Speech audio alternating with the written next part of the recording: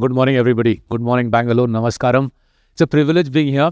Thank you, Prem, for building this whole construct that allows us to meet so many of the finest wealth managers in this city. And Pradeep ji will discuss more about Gift City as the day goes on. But out of the bottom of our hand, thank you for what IFSC has done, folks. I'll explain over the next 20 minutes or so. What IFSC has done is path breaking. It allows middle class, upper middle class people like us to manage wealth globally, cost efficiently, tax efficiently. Pradeep ji and the team at IFSC have worked super hard over the last 3 years to make it as easy for you and me to invest in Sweden, Germany, America, Taiwan, as it is to invest in, say, a local mutual fund. We'll discuss that as the day goes on. But before we do that, let's learn a new lexicon, right? Because last 10 years, you've read plenty about how much mutual fund flows there are in India, right? How mutual fund is sahi and all that. Let's learn a new lexicon, a very Indian lexicon. And let's start with the first basic number. How much money do Indians send abroad every year using LRS? Right? So I'll give you choice. We'll make it wo jo Amitabh Bachchan karta hai na. What's the show called? KBC. How much money do Indians send abroad every year? Is it A, $10 billion, B, $20 billion, C, $30 billion, or D, $40 billion? How much money do Indians send abroad? A, B, C, D, 10, 20, 30, 40. कितना बड़ा number है? 30 अभी. I think 40 होने वाला है. My guess is in the next year it will become 40. But at the moment we are at $30 billion. Just imagine, right? $30 billion every year leaves the country going abroad in LRS. ठीक है? Let's do a more pertinent number. Gift City, IFSCA. Pradeep ji works for the regulator. IFSCA, Gift City is the venue. Last 6 months, how much Indian money has gone abroad for investing purposes through Gift City? 6 months alone. Last 6 months. Is it A, $100 million, B, $500 million, C, billion, and D, $5 billion? अभी billion है. आपके मुंह में घी शक्कर sir. 5 billion हो जाएगा soon. अभी billion है. It's $1 billion. Last 6 months alone, right? 6 months ago, overseas investments to Gift City, Indians investing overseas to Gift City was around $500 million. Abhi 1.5 billion ho gaya. Incrementally, $1 billion has gone abroad, right? It's people like us who are persuading Indians to go abroad. Now, let me come to the figure that blew my mind, right? A year ago when I found this out. What is the value of the dollar ESOPs that Indians own? Primarily Indians in Bangalore and Hyderabad own. Dollar ESOPs owned by Indian employees working in primarily Bangalore and Hyderabad. Dollar ESOPs ka value kya hai? Is the answer 50 billion? Is it 100 billion? Is it 500 billion? Or is it $1 trillion? Right? Trillion abhi nahi hai. Answer is $100 billion. Bangalore and Hyderabad alone, ESOPs ka value held by your clients is $100 billion. For many of those clients, their overseas ESOP, right? Microsoft, Apple, that ESOP alone is 80% of their wealth, 90% of their wealth. They have no idea how to encash it, what to do with it. You guys play a very important role, right?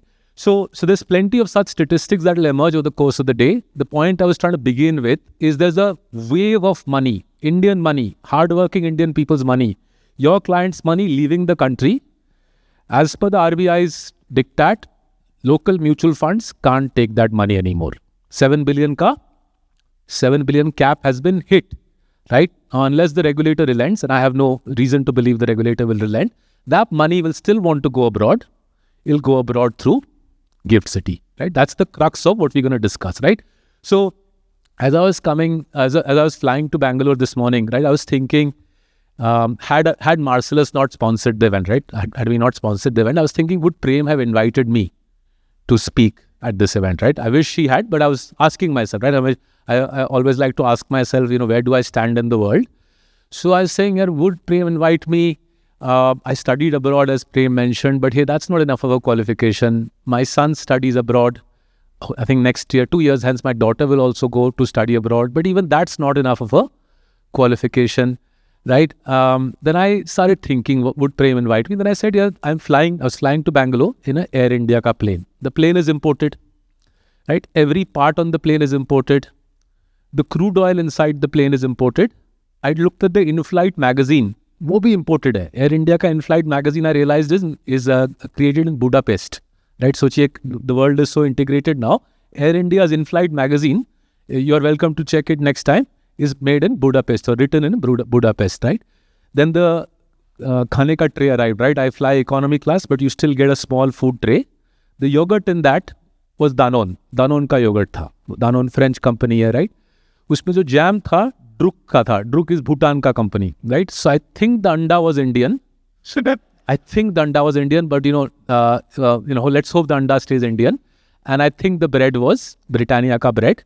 But barring that, pretty much my entire in-flight experience was Videshi. I looked on my left. The gentleman on my left, उसने अपना Netflix चालू कर दिया phone पे, right? You see that people these days, they get on the plane तुरंत, like they don't even wait. वो अपना खोलते हैं, वो सामने stand खोलते हैं, शुरू हो जाते हैं. उसने Netflix दबाया. I looked on my right, the lady was listening to Spotify. वो Spotify का गोला आया, right? I looked in front. Well, you can always see the guy in the aisle across, right? मेरे को बहुत curiosity होता है, वो क्या देख रहा होता है. That guy was on YouTube. उसने अपना YouTube का app खोला. So I said, boss, स्वदेशी होना तो impossible hai, even if we wanted to, right? Because our entire lives, right, from the phones that we use, this PowerPoint is created by Microsoft. Our firm also uses Microsoft Cloud, right? And I'm sure all of you are in the same boat as me. Whether you're using Microsoft, you're flying on Boeing ka plane, or your Starbucks coffee. I'm a big filter coffee guy, and I would like to put this on public record. I think Starbucks ka filter coffee, right? Mr. D'Souza, if you're listening, Starbucks ka filter coffee still leaves plenty to be desired. Hatti Coffee from Bangalore beats it hands down. But that being said, we are shareholders in Tata Consumer. So Mr. D'Souza, if you could fix the Starbucks filter coffee, we'll be very grateful. But that being said, most of my children's generation, they drink Starbucks religiously as if they've been drinking it from the day they were born. That is life in India. We are global Indians, right? Long may that continue. We are global Indians, and you are the most global of our cities, right? Which is why, thinking of global investing, I said there's a decent chance, even if Marcellus wasn't the title sponsor, there's a decent chance Prem mujhe bulata. Prem would have given me a chance to address you on global investing had we not sponsored it, right? But there's another reason we need to think about this pretty seriously, right? Just think about your own lives. Forget your clients for a minute. Assume, you're working hard in Bangalore, you're earning 100 rupees. 100 rupees you've earned, right? Firstly, income tax mein aapka jayega, if you're like me, 30 to 35 rupees income tax mein cut jayega. Then you'll lose around 15 to 20 rupees on GST, right? So 55 bucks will be gone in paying tax alone. You're left with 45 bucks in your hand, 45 rupees in your hand. Last 10 years, rupee depreciation has taken away 30. Typical 10-year cycle mein rupee depreciation takes away 35 to 40%. Last 10 years have been exceptional. My hunch is there's a catch-up coming. I think your tutega. Typical 10-year cycle mein rupee gives up 35 to 40% of its value to the dollar. Remember, folks, the only currency worth measuring wealth is in dollars. No point telling your clients rupees mein kya compounding. It's utterly irrelevant. Your client's life, hardly anything he's spending on is in rupees. The Air India ticket I bought to come to Bangalore, nominally rupees mein hai, but actually it's a dollar item. Because Air India's plane is imported, oil is imported. As we discussed, the in-flight magazine is also imported, and therefore hardly anything in your life or my life is a rupee item. It's a visual illusion that our lives are in rupees. Actually, our lives are in dollars. So coming back, you got 45 rupees left from your 100 rupees.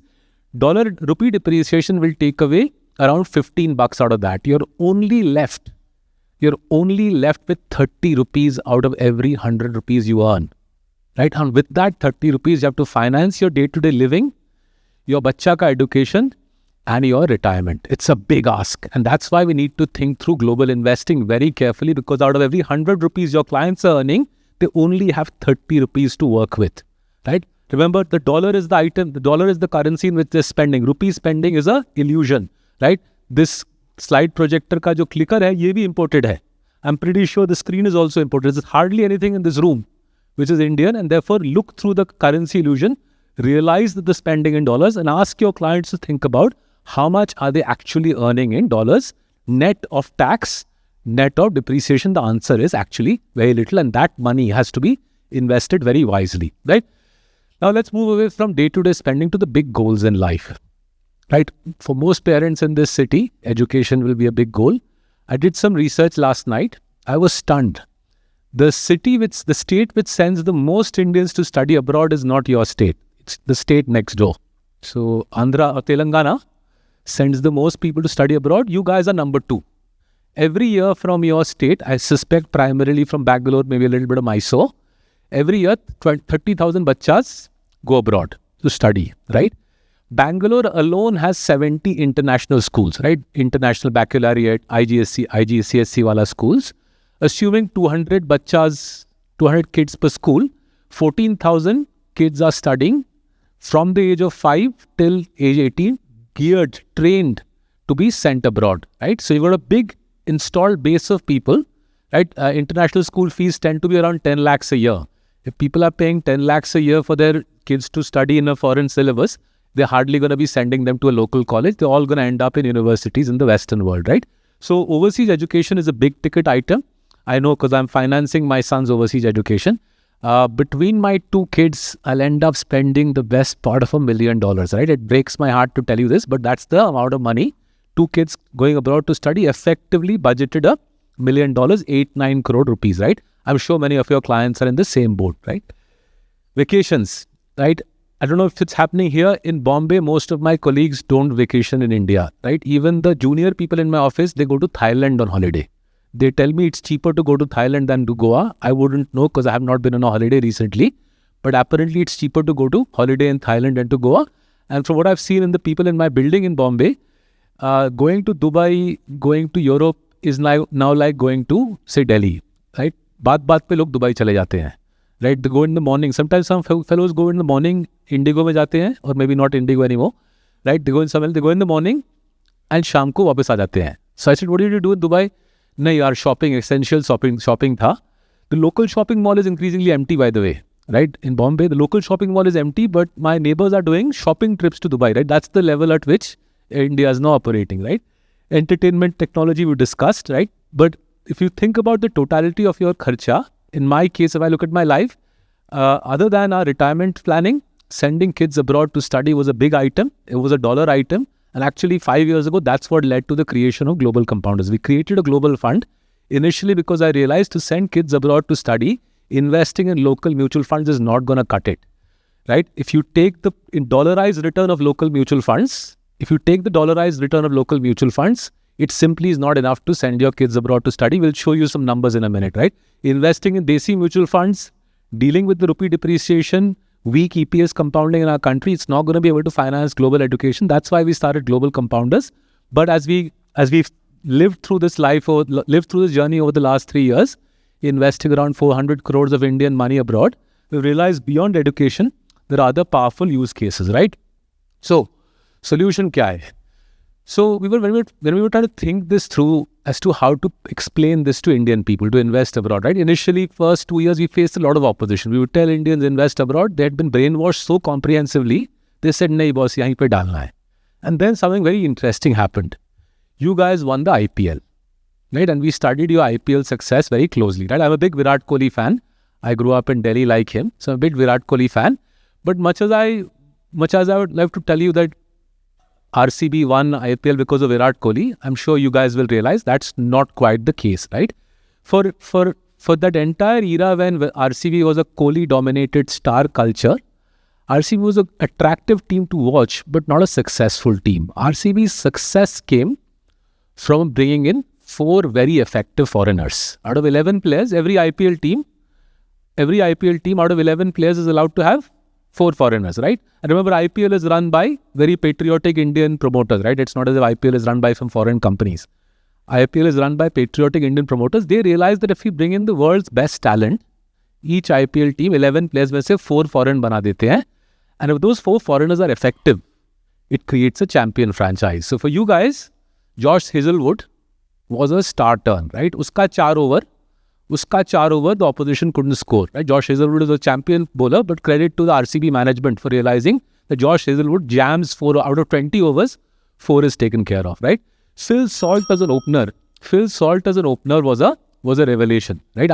I knew of Phil Salt a little bit. I didn't think much of him, but clearly RCB's management realized that an English opener at the top of the order, hard hitting, takes pressure off Kohli in the middle order, right? By having 4 very effective foreigners, RCB won the IPL, right? Having foreign talent, having foreign stocks in your portfolio is similar. You can't just say मेरा पूरा portfolio Indian होगा, मैं कमाऊंगा. It doesn't work like that in today's world, where palpably around us there are global companies that are making tons of money, right? A simple example of this, a very graphic, very visible example of this is Warren Buffett. Very American, very patriotic guy, right? वो cherry coke पीता है, burger खाता है, I think वो chocolate भी खाता है तो Mars का ही chocolate खाता है, candy लेता है तो M&M, right? I've never seen him have Cadbury, Cadbury विदेशी है उसके लिए, right? So very patriotic guy, Warren Buffett, right? And he famously said, never bet against America, right? Credit to the man, he kept saying that through his career, and he retired on a high when American stock market was soaring. But the interesting thing about Buffett, in spite of his very visible American patriotism, he invested abroad liberally and made tons of money abroad liberally, right? He invested in Europe, he invested in China. Warren Buffett and Charlie Munger's investing in BYD is legendary, right? They invested abroad and they made tons of money. And his point was that I'm a rational capitalist. I love my country, but I also want to make money from whatever else the world will give me, right?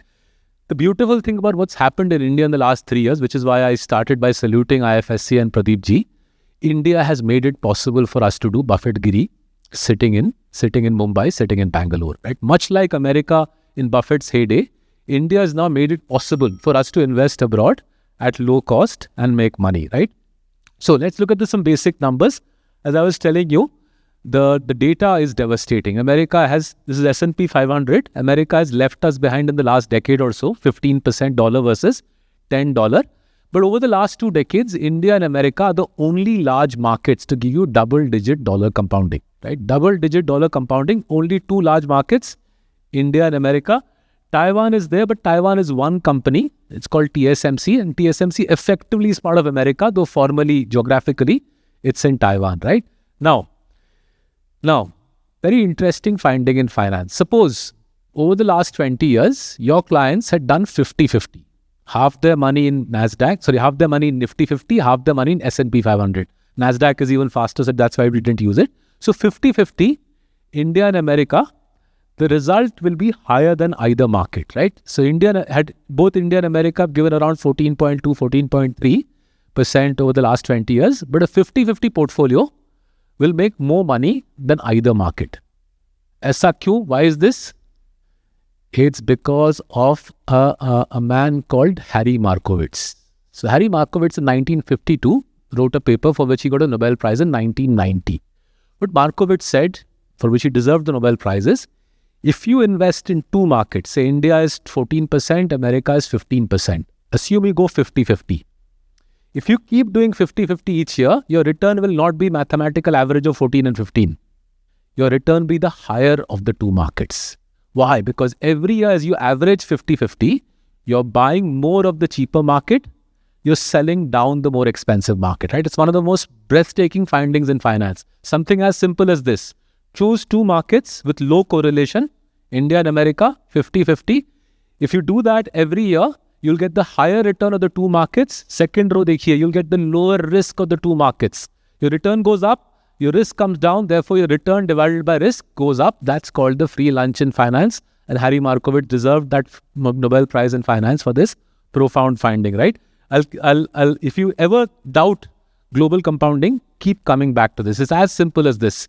Even if America hadn't made more money than India in the last 10 years, it has, but even if it hadn't, your clients would be better off diversifying globally because their market and our market have very different drivers, right? So another very simple way to frame it is every country, ours and theirs, goes through rough times, right? Our market went through, for example, the IL&FS crisis. The Indian market got pounded, 5% down, 17% down. Obviously, America didn't suffer from IL&FS crisis, but America's had other problems, right? The whole Russia-Ukraine war hammered the American market, 19% down in 2022. But the beauty of a 50-50 portfolio, is it smoothens out tensions in both countries. Remember, you're not sacrificing return. You're dampening risk. 2 different compounding machines, 2 countries, very different drivers, low correlation. Your returns improve, your risks comes down, right? That's the whole point of this, right? And then all of this was true for the last 10 years. We couldn't do anything about it. because there was no GIFT City. There was no IFSCA. What IFSCA has done is allowed us to take money from Indian families, invest it abroad from Gujarat at low cost and in a very tax efficient way. In fact, as my colleagues will tell you over the course of the day, our global compounders portfolio is actually more tax efficient than any mutual fund construct now currently available in India. And for that, with the whole low cost tax efficiency, we have Pradeep ji and IFSCA to thank. So thank you, Pradeep ji. Thank you to IFSCA for what they've done. And hopefully, folks, will get to chat more today about how over the next 10 years, the big theme will no longer be Indians investing in India. Over the next 10 years, the big theme will be Indians going abroad. 10 साल पहले मैं बोला था Indian लोग real estate छोड़ के market में आएंगे. Sitting in Bangalore today, I'm telling you, next 10 years, if we meet 10 years hence, half of your clients' money will be invested abroad. I wish you all the best in that journey. Thank you so much. Thank you, sir.